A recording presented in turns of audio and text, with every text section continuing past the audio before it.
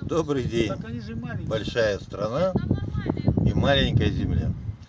Я бы с удовольствием назвал, какая сегодня дата. Я знаю, что идет август еще.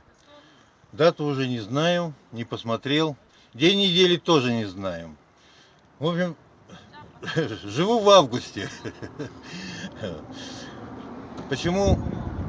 Даже это не имеет значения, какая дата и так далее. Я знаю только, что вчера у нас появилась вечером вот эта машинка. Мы ее ждали, мы просили помочь нам приобрести ее. Люди откликнулись. И несмотря на то, что там постоянно где-то вот они, там то-то, сё-то, это все ерунда, что там кто-то чего-то через губу там по нашему поводу, так сказать, говорит.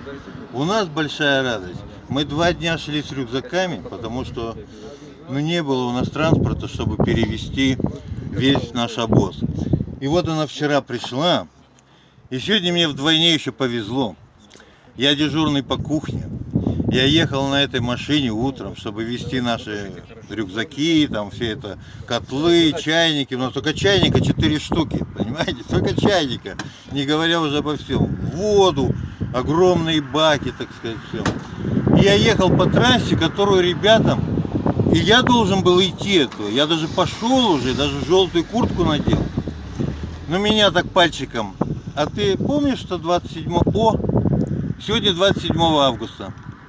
Потому что в списке на дежурство я был на 27 число. И мне говорят, ты помнишь, что ты в списке дежурных? И я с трассы, я не очень люблю вот эти все кухонные дела. И я с трассы вернулся, но сел в машину, Игорь был за рулем. И мы ехали, и я вот эти смотрел, все эти перевал, потом деревня Десятникова, якобы лучшая в России, между прочим.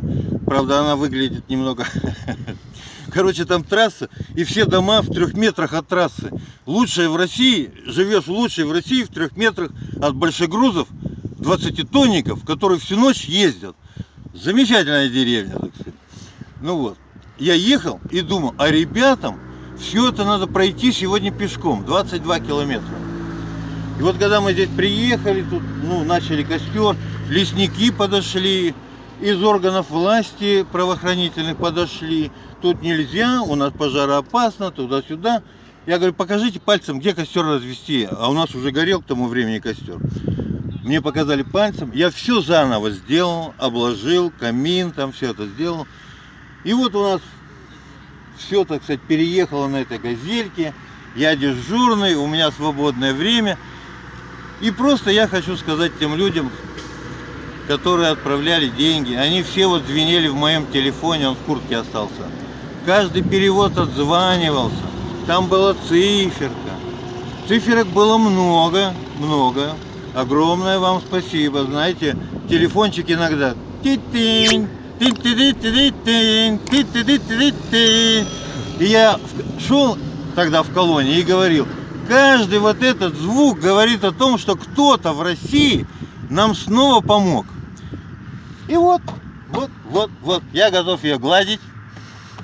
Я готов на ней... завтра...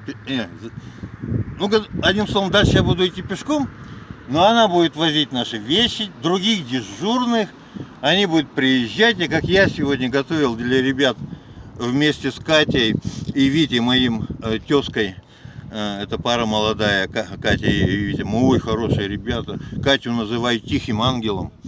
Тихонько такая, сварила суп, сварила макароны там, что-то еще сварила.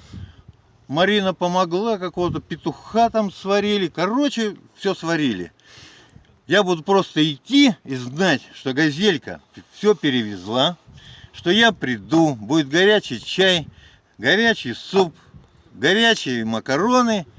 Я поем, палатку расставлю, упаду, ноги вот так вытяну и пойму, что такое счастье, когда тебе помогают, серьезно помогают, по-настоящему помогают, транспортом помогают. Вот такой техникой, ей, правда, 10 лет, но я ее уже люблю. Я ее люблю. Спасибо большое, спасибо вам за то, что вы нам помогли, спасибо за эту газель, Спасибо вообще за все. И тем, кто на дороге, и тем, кто помогает издалека. И у нас есть колеса, у нас есть ноги, мы движемся. И мы все равно будем там, куда мы идем.